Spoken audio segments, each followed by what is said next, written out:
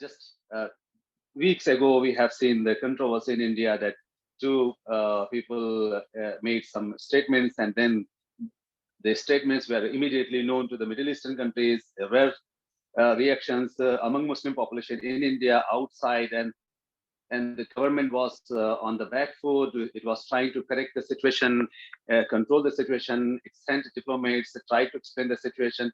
So due to social media, government 50 years ago may have managed this kind of crisis in much better way. But today it was, government was forced to manage the situation within minutes, within hours, within days, not in months.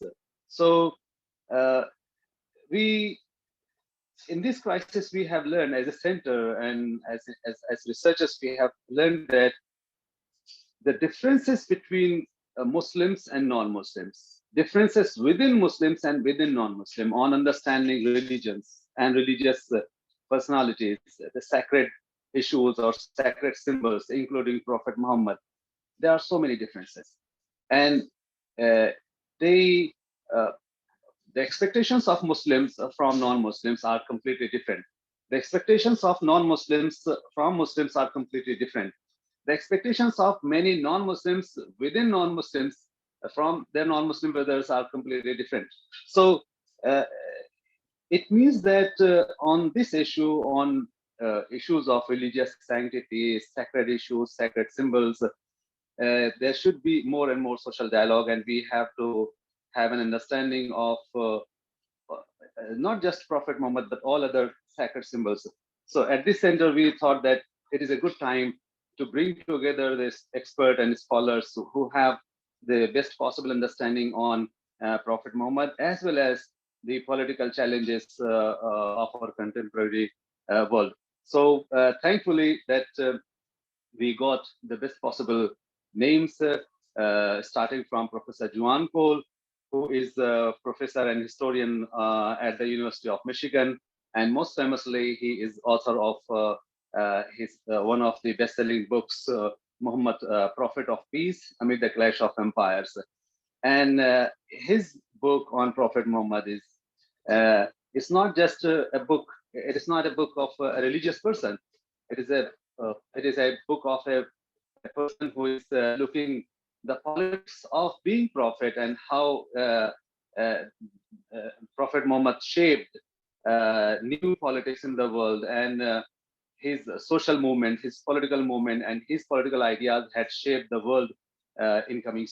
So we have an authentic and an authority on Prophet Muhammad's life and his politics, Professor John Cole. So most welcome to you, Professor, and thank you very much for accepting our invitation. At the same time, we have Dr. Shadi Hamid of the Brookings Institute, who is a famous scholar of Islamism, political Islam in the Middle East, violent movements, and Middle Eastern politics, and the intellectual traditions, especially in the modern time. And his book, The Islamic Exceptionalism, has become quite popular. And then Rethinking Political Islam, on which I have personally listened him when he was in Delhi, and he has quite fascinating understanding of political Islam, in which students like me have learned so many things. So he is also going to give his insights on Prophet Muhammad, and understanding Prophet Muhammad beyond Islamism and beyond these binaries which we have set, or which the politics of the world has set on us.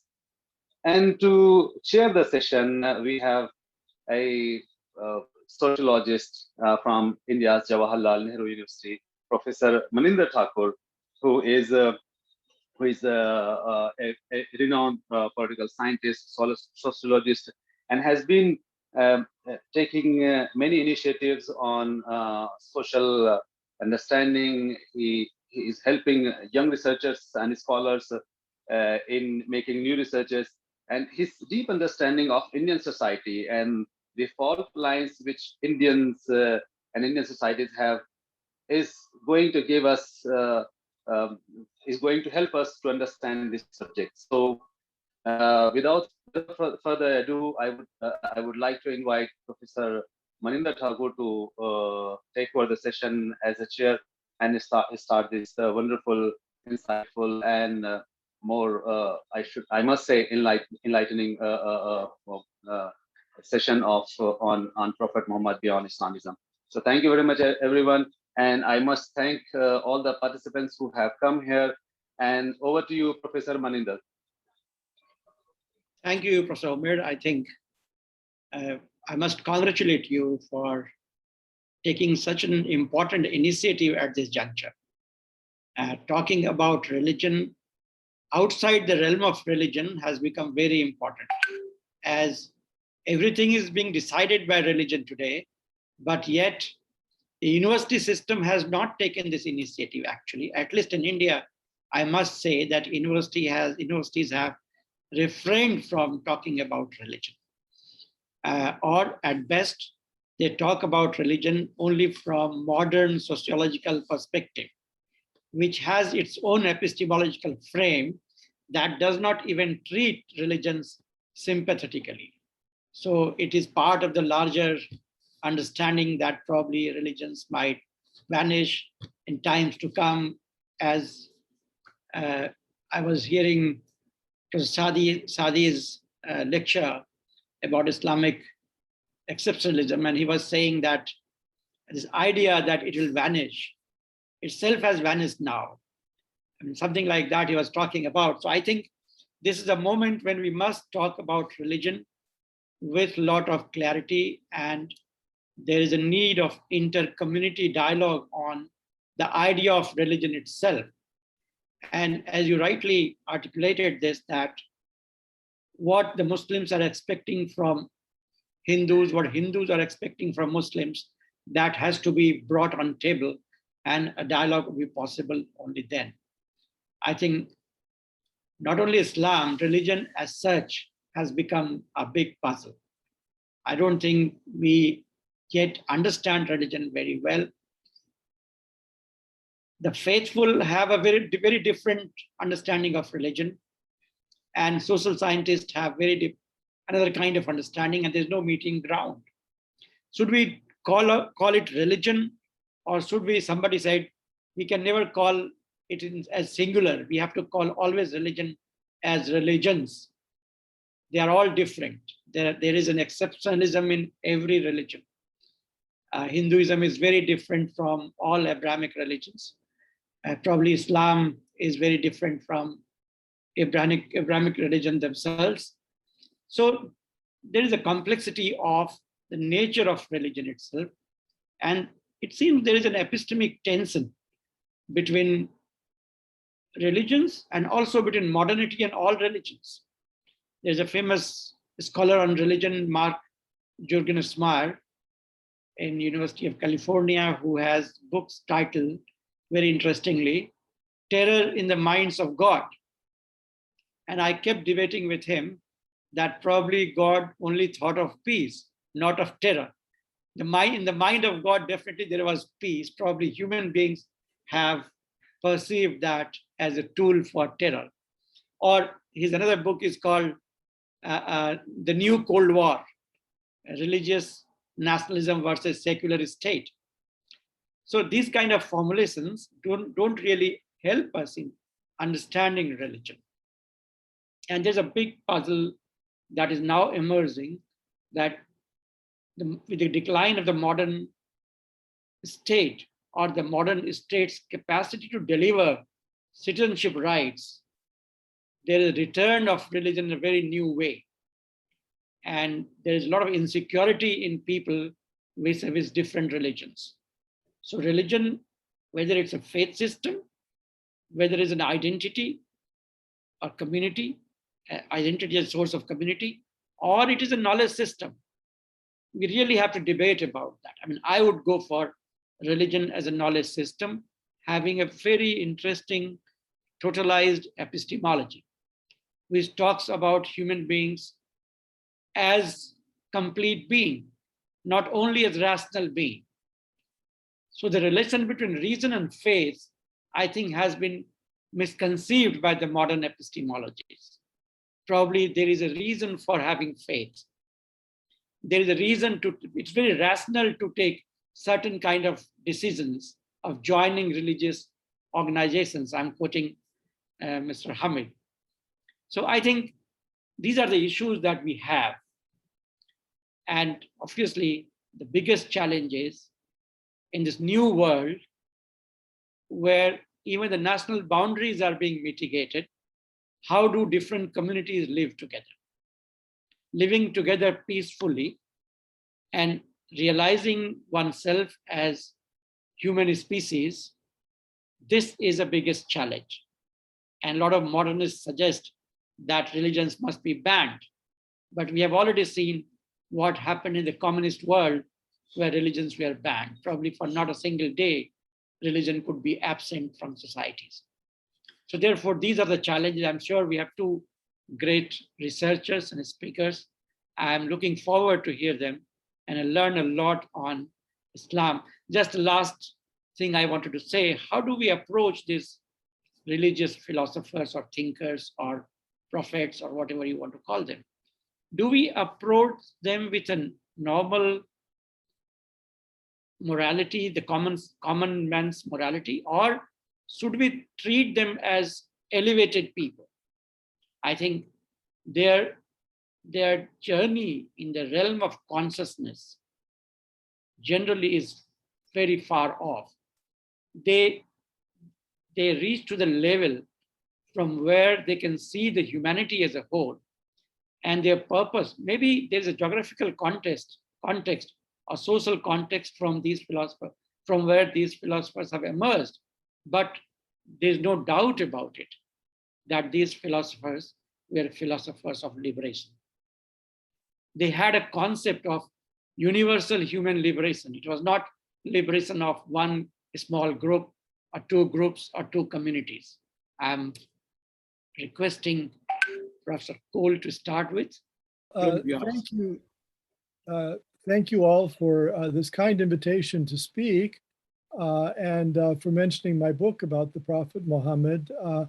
When I decided to study the life of the Prophet Muhammad, because frankly, I was extremely annoyed by the Islamophobia in Europe and the Americas on the one hand, and by the extremism of ISIL and Al-Qaeda and other organizations on the other.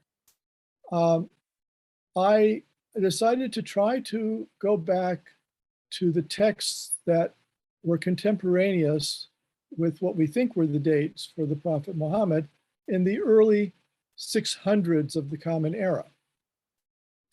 These include the Quran itself, which increasingly we know from manuscript and archaeological and linguistic study is surely early 7th century. But I also tried to put the Quran in dialogue with other works written around the same time in Greek, in Persian, in the greater Middle East.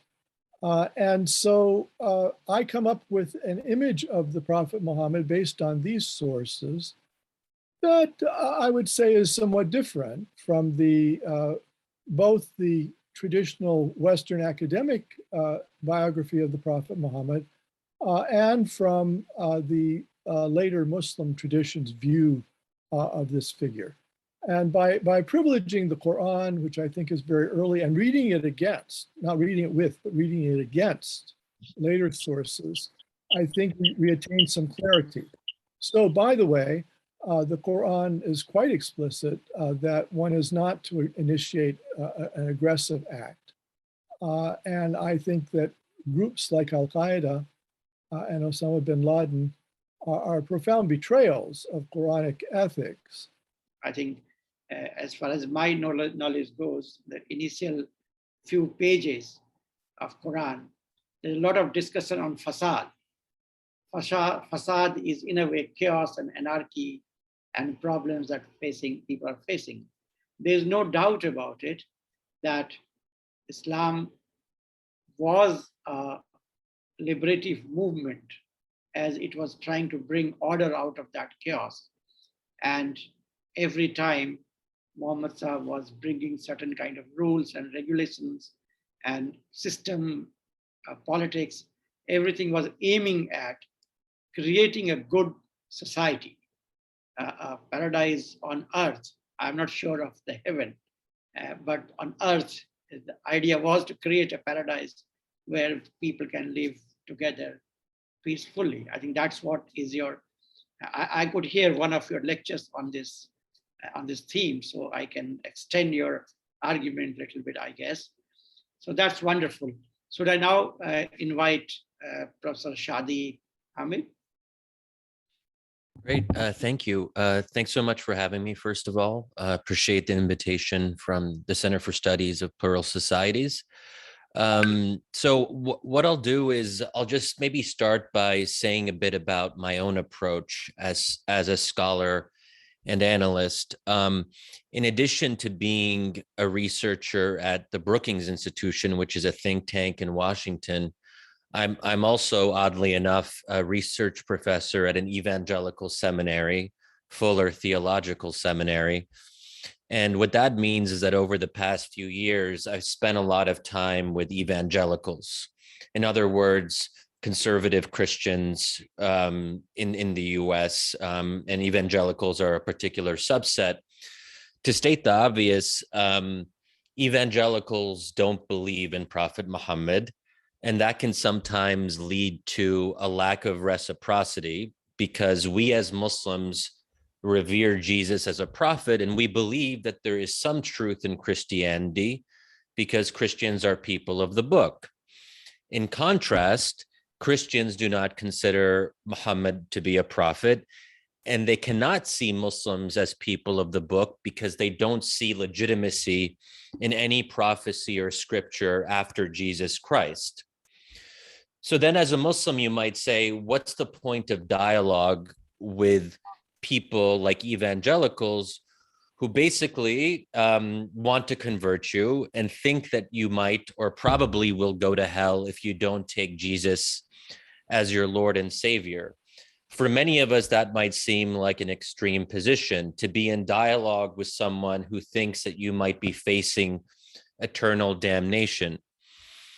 But I as a researcher and as a participant in these debates, I feel like I have to make an extra effort to respect these opinions, even if I find them problematic, because this understanding of salvation that so many evangelicals have, it comes from a place of deep conviction.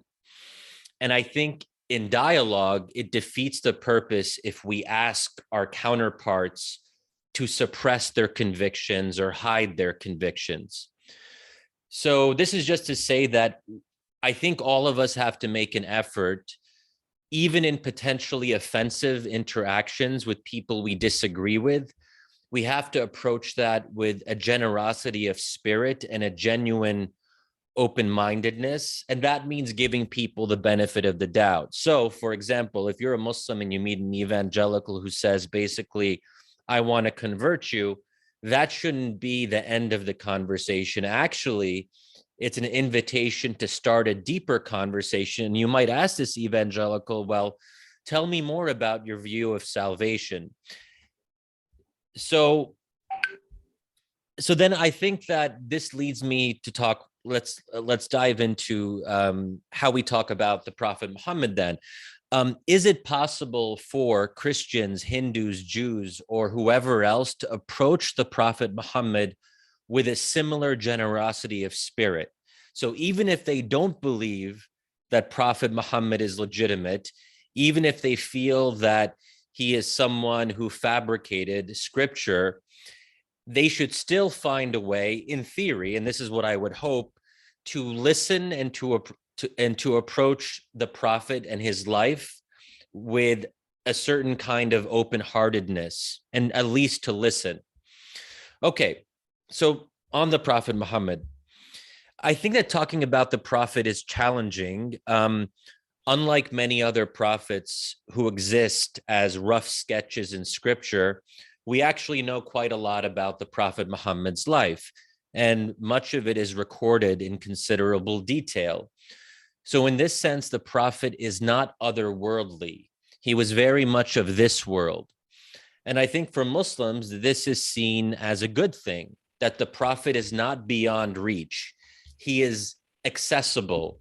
He was a man. He was also a man embedded in a particular time and place. And this is what I want to talk about in some more detail, because this is where the problems begin. Because we as moderns, we as people who are in this current moment in 2022, we come and we try to superimpose modern concepts on the Prophet. And this can lead to a disjuncture because we're taking modern ideas of what is right and just, and we're trying to see if Prophet Muhammad fits into that. And what's important to remember is that Muhammad wasn't only a prophet, he was also a politician.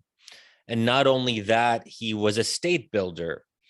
And that's worth lingering on. And as we heard earlier, the Constitution of Medina comes up, and that's one of Prophet Muhammad's great legacies. And I would argue it's an early example of a multi-religious community that was bound together by what we might today call a constitution. And for 7th century Arabia, this would have been a remarkable document. But if we compare it to today's constitutions that are liberal and democratic and have bills of rights and so forth, then the Constitution of Medina might seem unimpressive. So these are two different ways of looking at the prophetic legacy. Either we understand the Prophet and what he did in the context of his time, or we come now and we say, oh, we're Westerners, we've progressed over the past 14 centuries. Why isn't the Constitution of Medina as good, or why doesn't it give the same kind of rights that we might have in modern constitutions? And I think that is, even if we don't admit it, many people approach the Quran, they approach Islamic law, they approach the Prophet with this kind of ingrained bias. And oftentimes they're not conscious of it.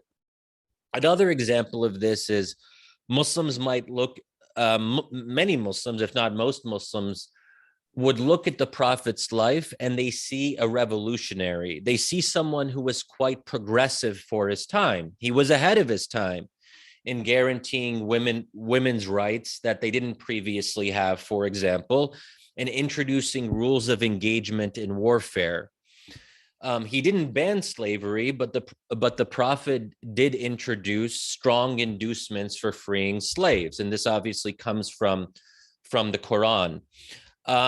So we can look at these things and we can say, oh, well, the Prophet supported women's rights in the context of his time. But obviously, if we take modern ideas of gender equality, then what the Prophet said and did does not quite match that. Of course it doesn't. How could it? This was a completely different time and place. We can make similar arguments about slavery. Slavery was a normal thing in that particular context. Instead of banning it outright, there was strong incentives to free slaves. And then in theory, over time, if you keep on freeing slaves, you're able to undermine the institution of slavery in a more gradual way. I also mentioned warfare and rules of engagement in warfare. And this is worth dwelling on for a bit, because people will say often that there is violence in Islam, and then they'll talk about jihad and so forth. And they're right, jihad is part of Islam. There is quote unquote violence in Islam, but we have to understand what that violence consists of. It's about battle, it's about war. And war is a reality of life. And what is more important than war in the sense that it concerns life and death? So it would only make sense for a religion to have something to say about war and how to conduct warfare. So, and of course, parts of the Quran were revealed to Prophet Muhammad when he and the early Muslims were fighting for their lives. They had to engage in battle. So naturally, the Quran needs to address the question of violence and appropriate conduct in warfare. So in short, if the Quran didn't have anything to say about violence, that would have been odd, not the other way around. So this is, of course, important for us to, now we have a world of nation states where the idea of war is abhorrent, even though war happens all the time. But of course, in the context of 7th century Arabia, you have to defend yourself from aggressors, and you also, the way that territory is acquired is also through battle. So naturally, if the Prophet is a state builder, if he is a politician, if he's someone involved in the affairs of the world, Islam has to have something to say about how war is conducted. So this is another way that we can see the question of violence from two different perspectives. Non-Muslims who are very critical of Islam and want to attack Islam, they focus on this question of violence. But then we as Muslims would respond that there is a particular context in which battles are fought and in which jihad is conducted. As I just kind of, as I close with some final thoughts here, there's a couple points I would want to emphasize. One is that, of course, Prophet Muhammad's life is important for understanding Islam and Muslims. And in my book, Islamic Exceptionalism, which was mentioned, part of my argument was that Islam is fundamentally different than other religions in specific ways. And not to go into details on that, but one obvious difference if we're comparing to Christianity is that unlike Jesus Christ, who was a dissident against a reigning state, as I said before, Muhammad was a prophet who wielded political power. So Islam does have an account of public law in a way that Christianity and Hinduism do not. There is something called Sharia, as we know, and it's somewhat unique in this regard. There is no real equivalent to Sharia in the Christian tradition. The closest thing there is canon law, and canon law is quite different, and it's more focused on the immediate context of the church. It's not really about public law or politics in this sense. So Islam is different in this regard. But then we have to ask ourselves, what's so bad about being different? By definition, religions should be distinctive. Otherwise, what would be the point? If we only looked at religions that were more or less the same, then we wouldn't have pluralism. We wouldn't have diversity. And I'm someone who believes that this world was created with pluralism in mind. The Quran is very clear about this. The Quran, that God created different peoples and different tribes so that they could learn from each other. So with all of that said, I'll end with a caveat. So yes, the Prophet is obviously very important for Muslims, but to understand contemporary Muslims and what they do in politics today, the Prophet's life isn't necessarily the best guide. It's better. So the Prophet may be an inspiration, but Muslims don't wake up in the morning, pick up the Quran, read passages of the Quran, read hadith of the Prophet, and then they decide how to act politically. This is not how politics work. So this relationship between doctrine on one hand and action on the other is not direct. All these different things happen in between. And everyone is a product of their context. And that is the context that shapes how Muslims act politically. Otherwise, Muslims would be relatively similar. But what we know, if we look at different Muslim countries and different Muslim societies, Islam has expressed itself in extremely different ways. And just to take, an example that isn't discussed all that much, in some countries, you have strong Islamist parties like the Muslim Brotherhood, for example. But if you look at Islam in West Africa, in countries like Senegal or Burkina Faso, which is not often acknowledged as a Muslim majority country, but it is, there aren't Islamist parties in Senegal. So clearly something is very different about one case compared to the other. And that's just something to keep in mind, that if there is this variation, it of course means, and this is perhaps almost too obvious to state, that the modern context shapes behavior. There's more to say, and I think that I would want to just say a last thing about, because it is very relevant to, I think, the subcontinent, but also elsewhere, on the question of blasphemy and how Muslims perceive the Prophet. And again, this is where context becomes very important, because people ask oftentimes, why are Muslims protesting and agitating over visual representations of the Prophet? Oh, look at those Muslims, they don't respect freedom of speech and so forth.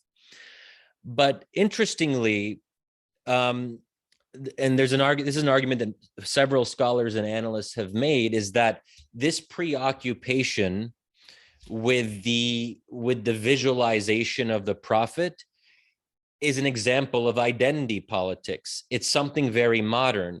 People take the Prophet and they interpret that as an attack on themselves. So if they see the Danish cartoons, they have made the Prophet so central to their sense of self that they perceive it as a direct attack on them. And this is, I think, a very modern way of looking at things. And in the US, we have a big debate about identity politics, how people take speech as offensive, not just in terms of the content, but offensive in terms of how it affects their very self-conception. And I'll end with this, is the very idea of Islamism. It's in the title of this talk, so I think it's worth mentioning a couple things about it, which is Islamism as an idea, as an ideology, is also a modern construct.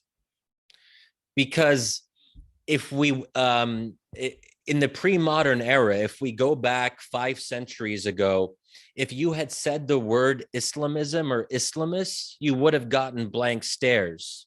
There was no such thing as Islamism in the pre-modern era. Why? Because in the pre-modern era, Islam provided the overarching legal and moral architecture. It imbued everything.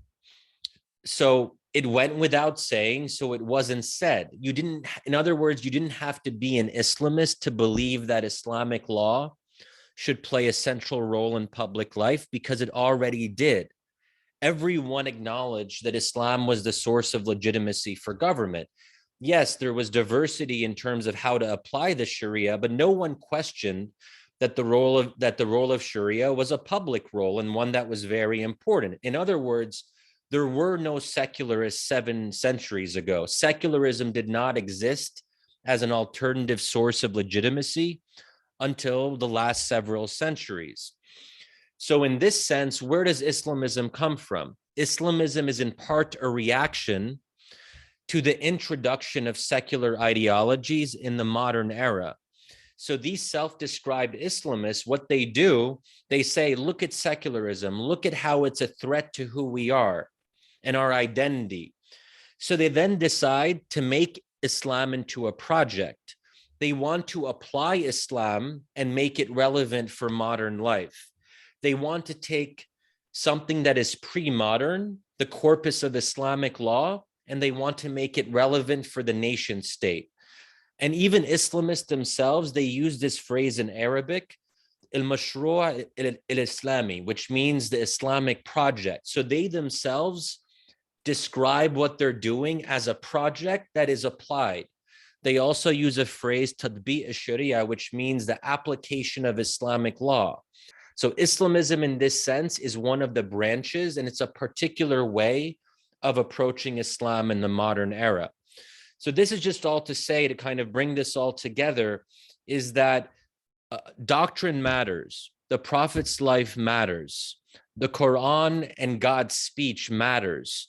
But we cannot understand politics today with just those things. We have to look very carefully at how political context shapes how people interpret doctrine and interpret the Prophet's life. And those are the steps in between that lead to these very different outcomes.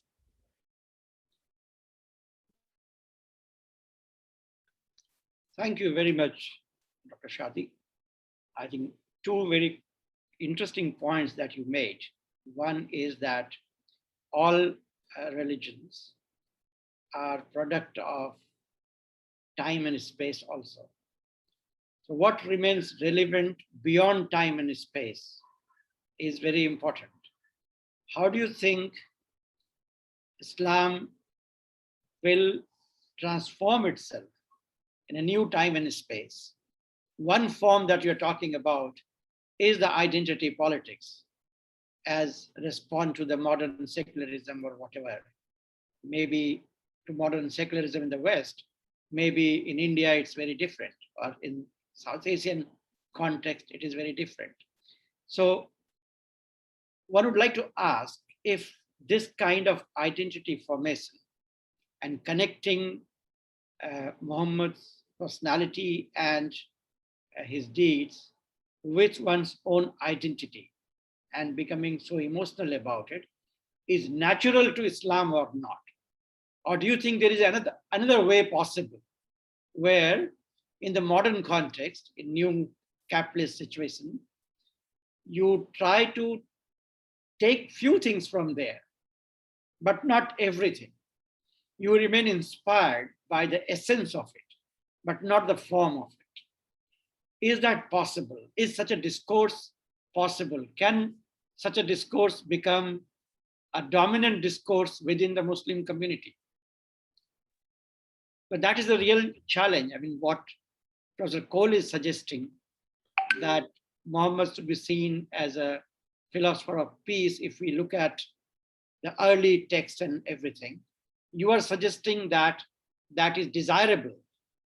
But then the question arises, is that possible also or not? What are the signposts that we can locate and suggest that this was possible?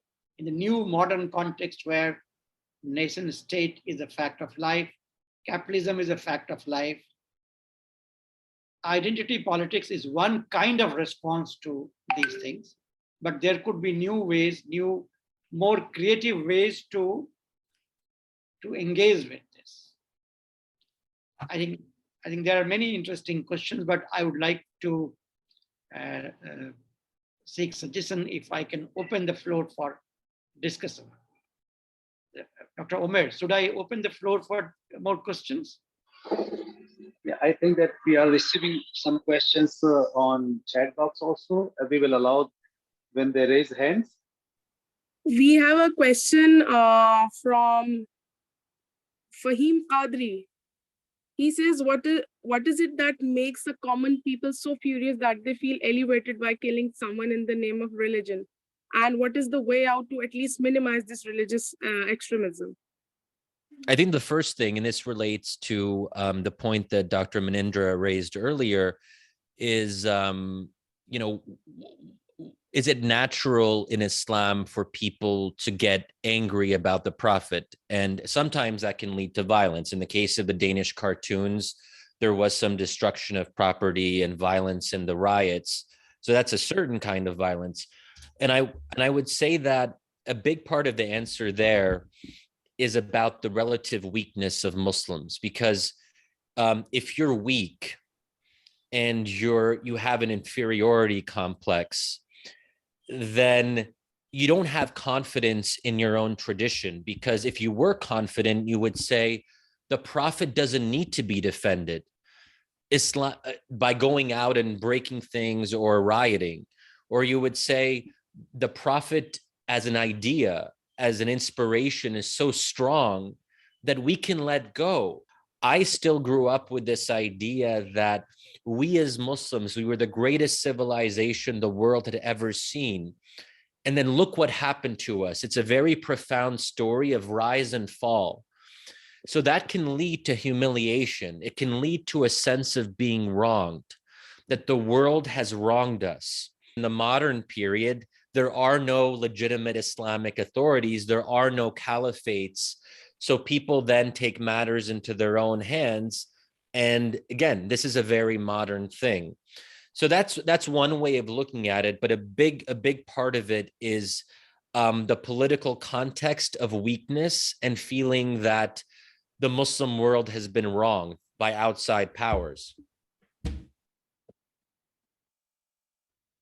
We have another question by Nawa Fatima. She is one of our interns, and she's asking in the context of Udaipur killings in India. So she's asking, in situation like Udaipur killings, how can we as Muslims disassociate ourselves or navigate through it when the social world around us expects us to be answerable about it?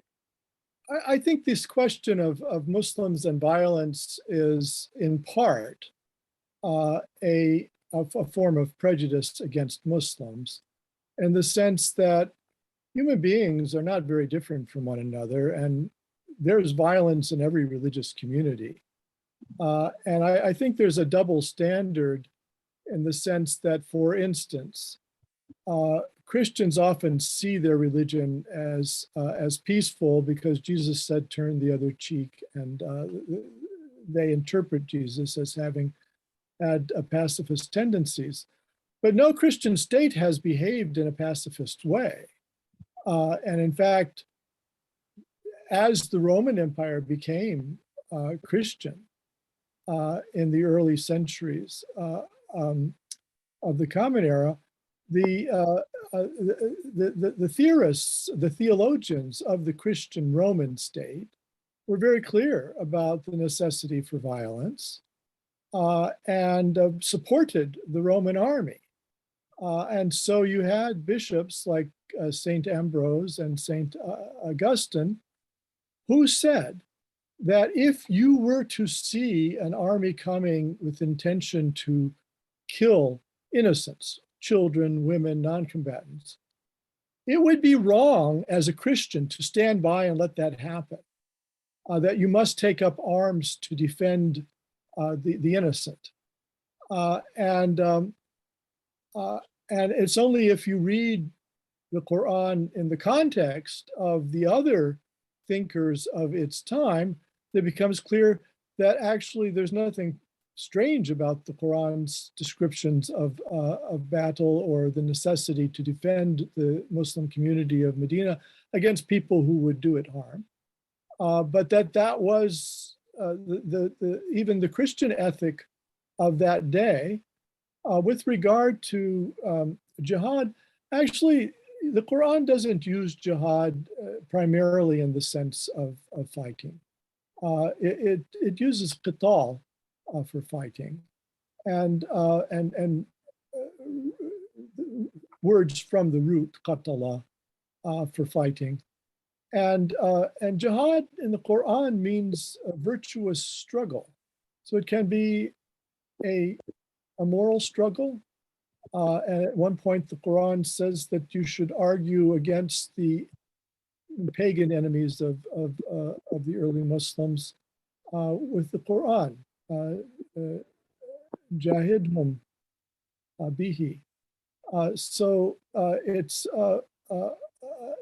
the jahid is the same root as jihad. So the point is that in the Quran itself, there's no command to commit violence, as Shadi Hamid rightly said. There is a command to organize the community for self-defense when necessary.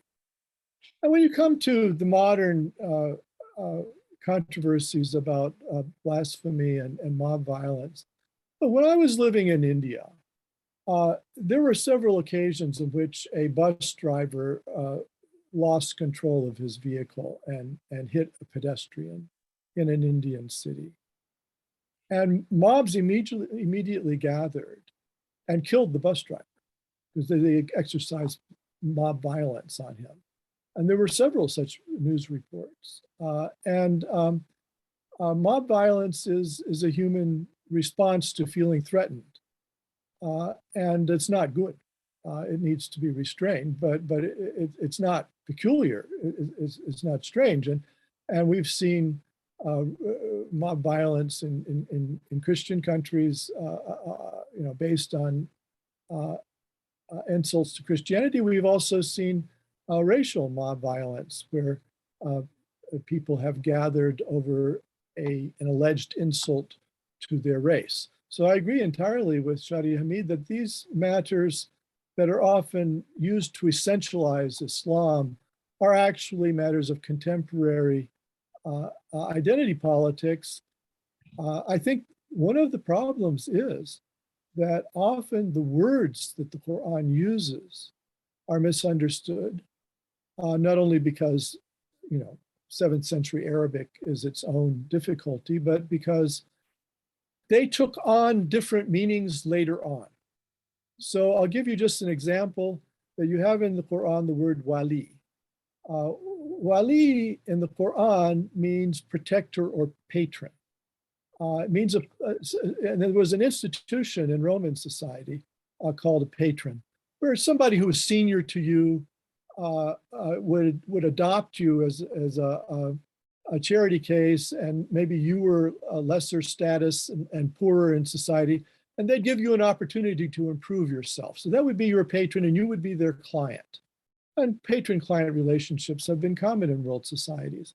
But the word wali in the Quran most often means patron or protector of this sort. So there's a verse in the Quran that says you shouldn't take Jews and Christians as your patron, as your wali. And that's because there's an unequal power balance in the early Muslim society, that Christians and Jews were powerful in the Hijaz and in the Roman Empire. And they might be able to use their patron superiority to coerce the conscience of Muslims and say, well, if you're going to be my client, you should convert to Christianity. And the Quran advises the Muslims not to open themselves to that pressure. So when we think about Islam or the Prophet as a model, I think we have to be very careful about this accretion and accumulation of stories and mistranslations and theological commitments that have muddied the waters. And I think in a pluralistic world, outsiders are going to be quite shocked that, oh, the Quran doesn't allow you to be friends with outsiders. Well, or the Quran is commanding you to commit violence. Well, these things are not true to begin with and have been mistranslated or misinterpreted. So there is a question by Shripati Narayanan. And the question is the current issue with Islam and Muslims a clash between what is known as modern nation state systems upon a larger section of societies within a short span of time, unlike 500 plus years time span in Christian Europe and its reformation process? And the second part of the question is it the experiences of 500 plus years that has left a misplaced sense of nostalgia? And there is a follow-up question to Fahim Qadri's question. If a relative position in the power hierarchy is the reason, does it sufficiently explain the rise of Hindutva in India, considering Hindus are in majority in the country? And this follow-up question is by Shweta Singh. I invite Prof. Shadi to answer a couple of questions. I think this is one thing to say that Quran does not permit this, but would you like to suggest that the things which are in practice, they should not be seen as part of the religious tradition? Because what other communities see in some community, it doesn't go to look at the text. It doesn't try to read the text the way you want to read the text. Rather, the experience of a community of staying with the other community is something that guides their perception of the other community. And there it seems, and that is also a question to Professor Hamid, that isn't that what is being invoked by the practitioners is very important for the other community. But they are facing that every day. And this is true about any community, not only about Muslims. So the Islam and Muslim dichotomy, I think I would agree with Professor Hamid that, well, one has to very sympathetically engage with these kind of questions, as there could be a contemporary context where the complex is so much that it makes the identity politics very violent. But if we don't connect the practice and the theory available, then how shall we transform the practice? Or how shall we make the text, the textual reading of you in a different way, more acceptable to wider community? I'm actually of the view that it doesn't start with reinterpretation of Islam or this kind of mythical reformation that people sort of idealize, that if only Islam could be more like Christianity and go through Reformation, that enlightenment and this entire process. And I think it's also not the role of outsiders. So, for example, if we're talking about the role of the US government or international organizations, they're not going to be able to have influence on doctrine, nor should they. That is not their task. So then the question is, what can be done? And I'm of the view that if you actually want people to think critically about the classical Islamic tradition, if you want to have a diversity of viewpoints among Muslims, the first step is to have free, open societies in the Muslim majority world.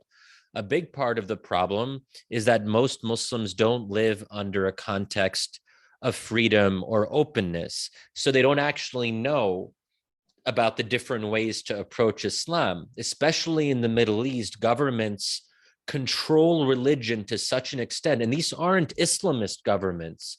They're so-called secular moderate governments that are very anti-Islamist, but because they see the mobilization of Islam as a threat to their own security, they really clamp down on alternative religious approaches. And that's why in every single Arab country, there is a Ministry of Religious Affairs. I'm of the view that in a free society, there should not be a government ministry that regulates religious affairs. And of course, in the US and Europe, the idea of having such a ministry would be crazy. It doesn't exist. So I think that I'm very pessimistic about the possibilities of change unless we see political structural change. My name is Nishat Qaisar, and I, as a simple-minded or small student of Islam and Muslims, I see one of the central questions which comes out from the talks of Professor Cole and Shadi Hamid both, and in all other debate that takes place in the question, is the central question, in my opinion, is the dichotomy or a kind of conflict between the internationalism of Islam and the geographical cultural contextualities. It is this dichotomy that's creating much of the problem, theoretically speaking, and at the practical level. Say, the question of ummah construction, the construction of a ummah, ummate muslima, this is a very, very problematic problem, basically. Can you really, an international ummah of Muslims, create? Can you create? It's not possible, and yet it is possible. In the idea of that brotherhood, then it should extend not beyond the boundaries of the Muslims, but to include others as well, if it is ummah.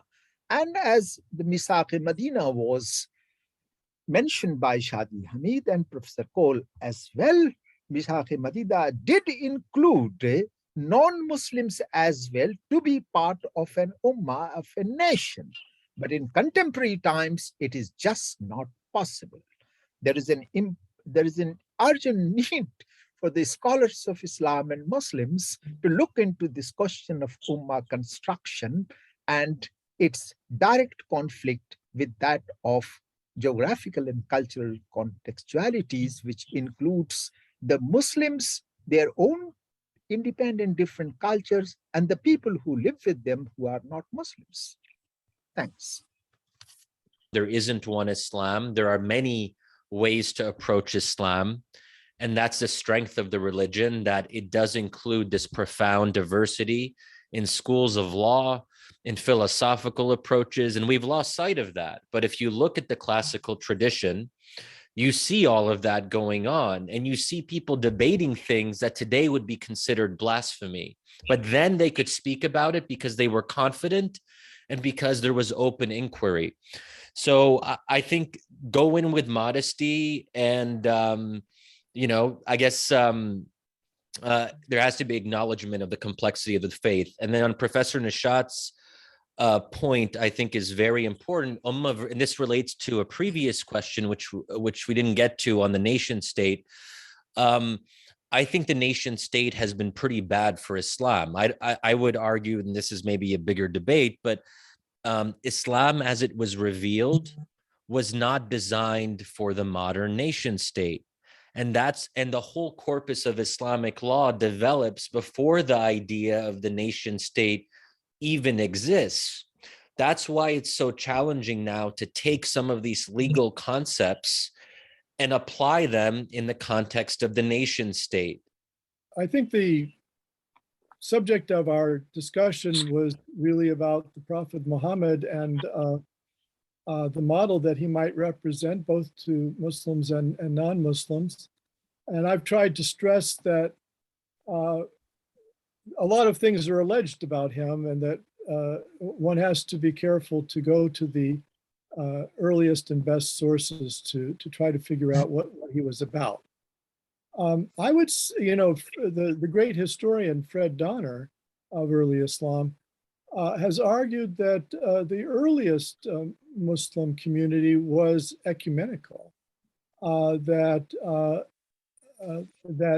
the Prophet Muhammad's followers included Christians and Jews, and were intended to.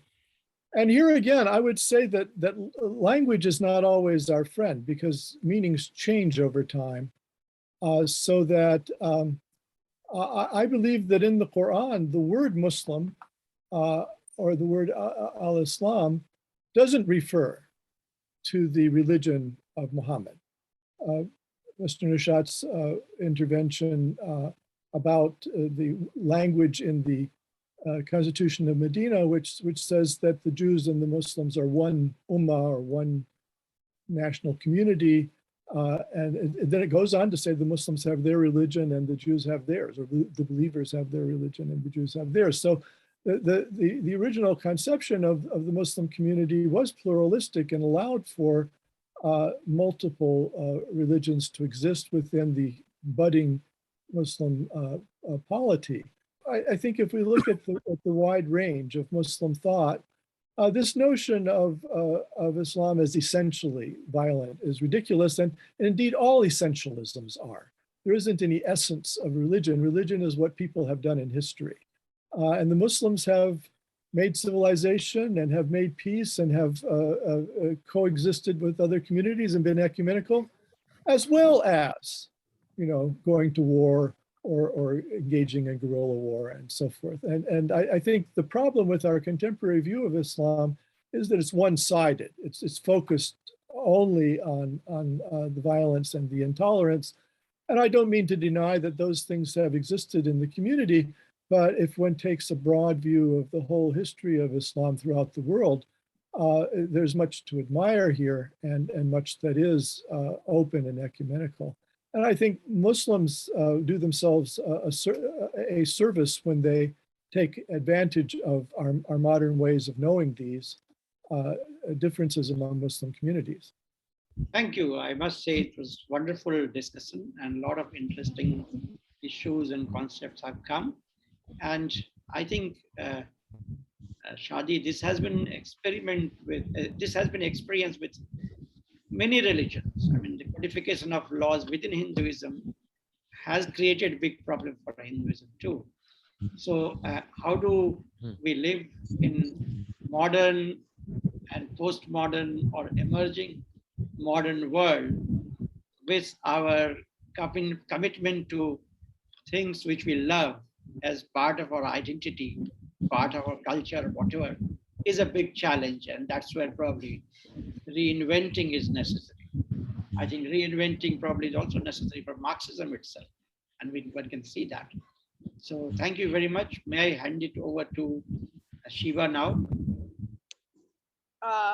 Thank you so much, Professor Cole. Thank you so much, Dr. Hamid, and thank you so much, Dr. Thakur. It has been a wonderful session. We exceeded our time, but it was worth it, I would say.